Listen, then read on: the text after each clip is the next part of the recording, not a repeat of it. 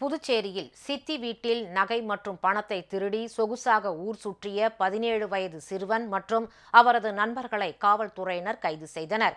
புதுச்சேரி உருளையன்பேட்டையை சேர்ந்த மஞ்சுளா என்பவரது வீட்டிலிருந்து 13 பவுண்ட் தங்க நகைகள் மற்றும் 3 லட்சம் ரூபாய் பணம் திருடு போனது.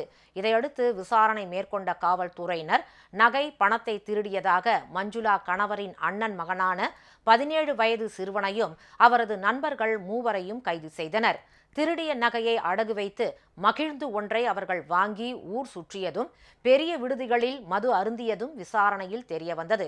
இதையடுத்து 17 வயது சிறுவன் சீர்திருத்த பள்ளியிலும் மற்ற மூவர் சிறையிலும் அடைக்கப்பட்டுள்ளனர். இதனிடையே திருவள்ளூர் மாவட்டம் சிறுவானூரில் ஒரே வாரத்தில் 4 வீடுகளின் பூட்டை உடைத்து 22 பவுண்ட் தங்க நகைகள் 77,000 ரூபாய் பணத்தை மர்ம நபர்கள் திருடிச் சென்றது அப்பகுதியினரிடையே அச்சத்தை ஏற்படுத்தியுள்ளது. இது இப்படி தொடர்ந்து திருட்டு நடக்கிறதுனால இங்கே என்ன பிரச்சனைனா, நைட்டு ஷிஃப்ட்டுக்கு ஆட்கள் போகிறாங்க. அவங்க குடும்பங்கள் தனியாக இருக்கிறாங்க. பெண்கள், குழந்தைகள் தனியாக இருக்கிறாங்க. இந்த மாதிரி நடக்கிறதுனால அவங்க ரொம்ப அச்சப்படுறாங்க. அதனால் இது சம்மந்தமாக காவல்துறை விரைந்து நடவடிக்கை எடுக்கணும். நைட்டில் ரோந்து வர்றாங்க, இப்போ நான் இதெல்லாம் பண்ணுறாங்க.